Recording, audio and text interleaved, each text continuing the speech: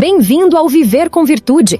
Nosso objetivo é abençoar você com mensagens de paz, sabedoria e motivação. Se inscreva, comente e compartilhe esse vídeo. Nos ajude a continuar essa obra. Precisamos da sua ajuda.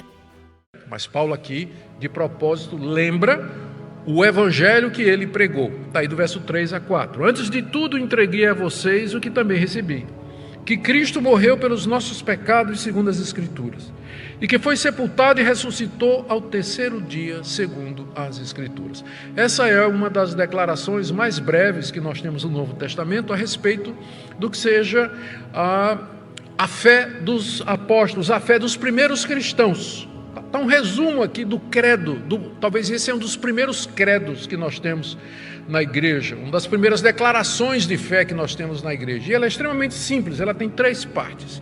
Primeiro, que Cristo morreu pelos nossos pecados. Note que Paulo diz que isso aqui não é uma coisa que ele inventou, mas já foi alguma coisa que ele recebeu, porque quando Paulo se converteu, quando ele foi chamado para ser apóstolo, já tinha os 12 antes dele. A igreja de Antioquia já estava formada. Pedro já tinha aberto a porta da igreja para os gentios quando pregou na casa de Cornélio.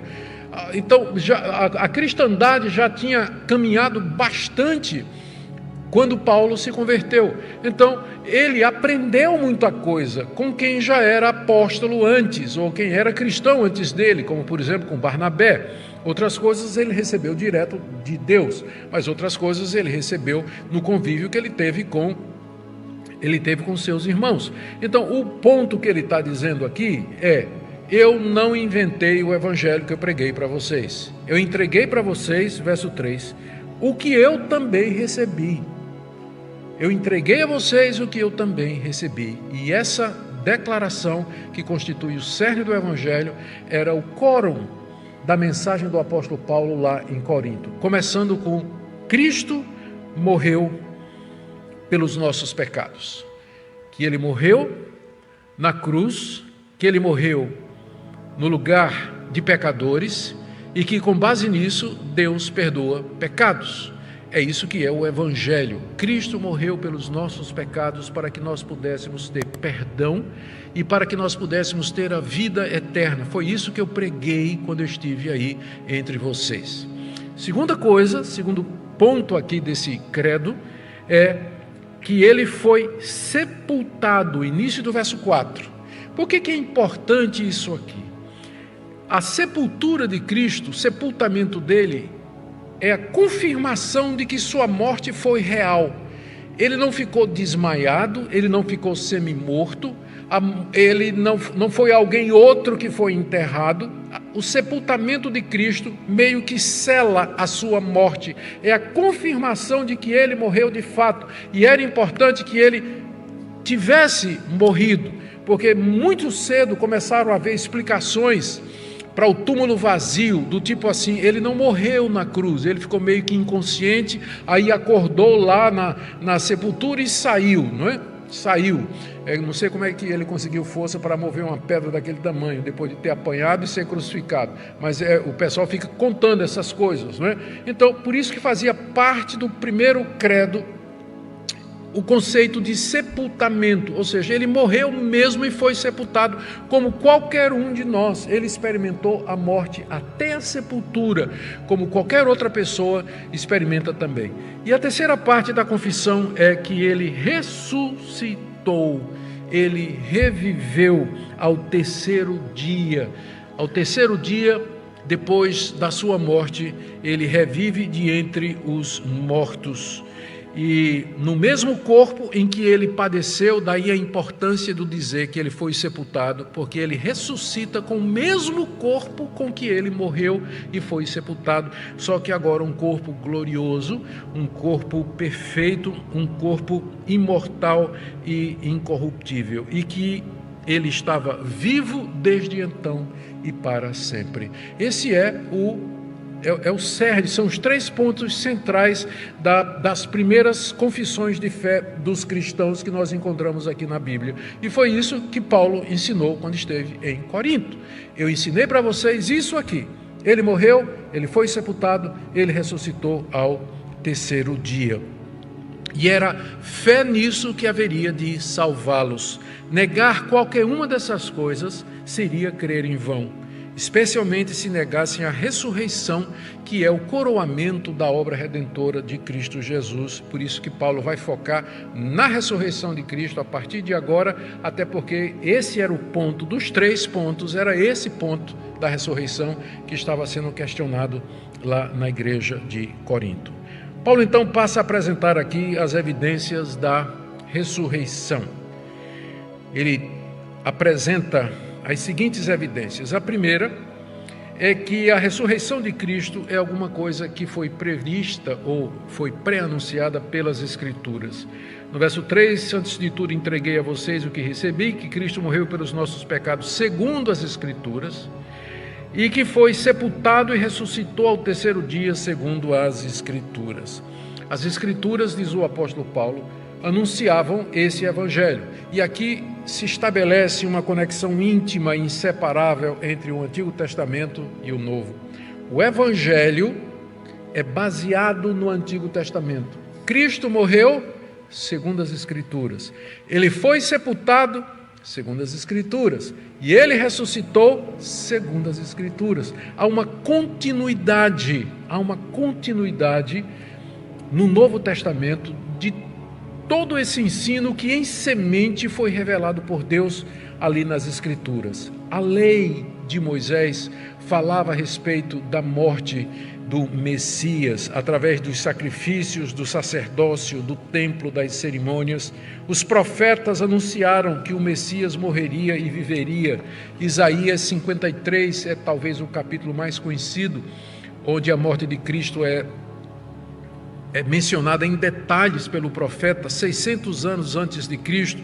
Livro do profeta Oséias, capítulo 6, de 1 a 2, o profeta Oséias fala de como Deus haverá de nos ressuscitar ao 3º dia. A história do profeta Jonas, que passou 3 dias no ventre do peixe e depois então foi vomitado à terra. E o livro dos Salmos, o Salmo 2, que fala da entronização do Messias à direita de Deus. O Salmo 16, quando Davi diz, não deixarás que o teu santo veja corrupção. São dezenas de referências no Antigo Testamento a respeito da morte, sepultamento e ressurreição do Messias ao 3º dia. O Paulo está dizendo, olha, o que eu ensinei para vocês, primeiro não fui eu que inventei, eu já recebi dos que estavam antes de mim, e eles, por sua vez, receberam isso através das Escrituras proféticas, através da palavra de Deus, da lei dos profetas, do Salmo, dos livros históricos, estava tudo lá. Não é nada novo, o Evangelho não é algo novo, não é algo inusitado que saiu da cabeça dos cristãos, inventada por Saulo de Tarso, mas é o coroamento, a consumação do que já Deus tinha revelado há séculos através dos seus profetas nas Sagradas Escrituras. Em seguida, primeiro ele apresenta o testemunho das Escrituras, em seguida ele fala dos primeiros cristãos como testemunhas da ressurreição de Cristo, do verso 5 até o verso 7. Apareceu a Cefas, que é Pedro, e depois aos 12, depois foi visto por mais de 500 irmãos de uma só vez, dos quais a maioria ainda vive, porém alguns já dormem. Dormir aqui não é dormir, não é morrer, não é? Alguns já morreram. Depois foi visto por Tiago e mais tarde por todos os apóstolos. Aqui do verso 5 até o verso 7, o apóstolo Paulo menciona pessoas que viram Cristo vivo, que estiveram com ele depois da sua morte. Ele começa citando os apóstolos, ele faz uma menção a Pedro, depois ele menciona os demais apóstolos, e aí é só você ler o final dos evangelhos. Os 4 evangelhos falam das aparições de Cristo aos seus apóstolos. O início do livro de Atos, que também diz que durante 40 dias Cristo apareceu vivo aos seus discípulos. E outros irmãos, além dos apóstolos, também vivem. Por exemplo, Tiago, que não era Tiago apóstolo, era Tiago irmão de Jesus. E ele menciona aqui 500 irmãos de uma vez só. Essa aparição não está nos evangelhos nem no livro de Atos. Mas Cristo se manifestou a mais de 500 irmãos de uma vez só, e Paulo diz, inclusive, alguns deles estão vivos, outros já dormem o sono dos justos, não é? Estão aguardando a ressurreição dos mortos na presença de Deus, o seu corpo dormindo aqui. Mas outros estão vivos, e você pode conversar com eles. Se vocês aí de Corinto duvidam Então tem mais de 500 irmãos que viram. Pergunta, conversa com eles. E eles vão dizer para vocês que eles estiveram com o Cristo vivo. E por último, Paulo apresenta seu próprio testemunho. Está aí do verso 8 até o verso 10. Por último, depois de todos, foi visto também por mim, como por um nascido fora de tempo. Porque eu sou o menor dos apóstolos, nem mesmo sou digno de ser chamado apóstolo, pois persegui a igreja de Deus, etc. Ele fala da graça de Deus que o leva a ser aquilo que ele é. Eu chamo sua atenção aqui para alguns pontos do testemunho do apóstolo Paulo. Primeiro, ele diz que Cristo, no verso 8, por último, depois de todos, foi visto também por mim. Não sei se vocês entendem a implicação do que é que Paulo está dizendo aqui. Ele está dizendo que ele foi a última pessoa a ter visto Cristo. A última pessoa a quem Cristo apareceu. Por último, depois de todos, foi visto também por mim. É preciso fazer uma diferenciação entre uma visão e uma aparição. Visão é alguma coisa que você tem na sua cabeça. Visão é aquilo que o apóstolo João teve lá na ilha de Patmos, no livro de Apocalipse, capítulo 1, você pode ler. No dia do Senhor, ele estava na ilha de Patmos e de repente ele viu os céus se abrirem e Cristo apareceu para ele de uma forma gloriosa. Se você estivesse ao lado do apóstolo João, você ia olhar para ele e João estava assim. Aí você ia olhar para o céu e você só ia ver nuvem, não tem nada. Porque tudo aquilo estava acontecendo na mente de João, no coração de João, lá no seu íntimo. Isso é uma visão. Na visão, somente a pessoa vê. Aquela pessoa que está vendo, somente ela está vendo. As pessoas que estão ao redor não estão vendo. Mas uma aparição de Cristo é pública. Ele apareceu aos 12, ele apareceu a 500 irmãos, e ele apareceu a Saulo de Tarso no caminho de Damasco, quando ele ia para aquela cidade prender os cristãos, a ponto de que os soldados viram a luz, mas não entenderam a voz, viram a luz, mas não entenderam o que está sendo dito, porque era uma aparição. A aparição é pública, quem estiver ali vai ver. Paulo foi o último a quem Cristo apareceu. Não teve mais aparições de Cristo depois do apóstolo Paulo. Por isso que também nós não temos mais apóstolos. Porque o que é um apóstolo? Ele é testemunha da ressurreição de Jesus Cristo. Ele é testemunha da ressurreição de Jesus Cristo. Então, para que alguém seja um apóstolo, ele precisava ter visto o Cristo ressurreto. Cristo deveria aparecer a ele e chamá-lo para ser apóstolo, porque foi assim que Cristo fez com os 12 e foi assim que ele fez com Paulo. Por isso que eu disse, é importante você notar as implicações do que Paulo está dizendo aqui no verso 8. Por último, depois de todos, foi visto também por mim. Aí ele diz, como por um nascido fora de tempo. Porque apóstolos eram 12. Por que 12? Para poder bater com os 12 patriarcas do Antigo Testamento. A igreja do Antigo Testamento tinha 12 patriarcas, a igreja no Novo tem 12 apóstolos. Então Paulo nunca quis ser um dos 12. Ele sabia que ele estava correndo por fora. Estava correndo por fora, mas Deus o levantou para que ele pregasse o evangelho aos gentios, e ele está consciente de que ele fez isso, e que ele trabalhou muito mais, inclusive, do que os 12, e ele sabe que isso foi pela graça de Deus, como ele fala aqui. A graça que me foi concedida não se tornou vã, verso 10, pelo contrário, trabalhei muito mais do que todos eles, todavia não eu, mas a graça de Deus comigo. Ele tinha consciência do que ele tinha feito, mas ele tinha consciência também de que foi a graça de Deus, o que nos ensina uma lição muito importante a respeito do que é a verdadeira humildade. Sabe o que é a falsa humildade?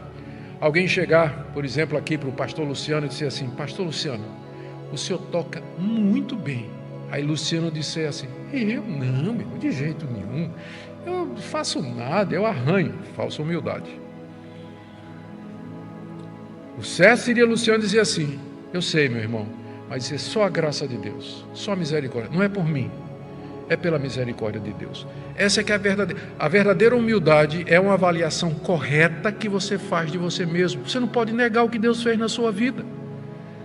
Se você faz alguma coisa boa, É falsa humildade você negar, você está entristecendo a Deus que lhe deu condição de fazer isso, é o Espírito Santo. Diga, de fato, Deus me abençoou. Irmão, você pregou um sermão abençoado hoje. Não, de jeito nenhum, foi o pior sermão da minha vida. Mentira, lá no fundo do coração você sabe que foi um sermão bom. Então diga assim, eu sei, Deus me abençoou nessa noite, Deus me deu a felicidade hoje de trazer uma mensagem boa. Espero que você tenha sido edificado, toda a glória de Deus. Né? É o que Paulo está fazendo aqui. Eu trabalhei mais do que todos eles. Entretanto, não eu, mas a graça de Deus comigo. Mas a graça de Deus comigo. Ele não está sendo nem orgulhoso, nem está usando de falsa modéstia. Mas ele está sendo verdadeiro. É isso que Deus quer de nós, que nós sejamos verdadeiros, reconhecendo a graça de Deus. Ele sabe, ele diz aí no verso 9, eu sou o menor dos apóstolos. Nem mesmo sou digno de ser chamado assim, pois eu persegui a igreja de Deus. Aquela consciência que ele tinha do mal que ele tinha feito à igreja antes de conhecer a Cristo e que acompanhou a vida de Paulo, o ministério de Paulo, toda a sua vida.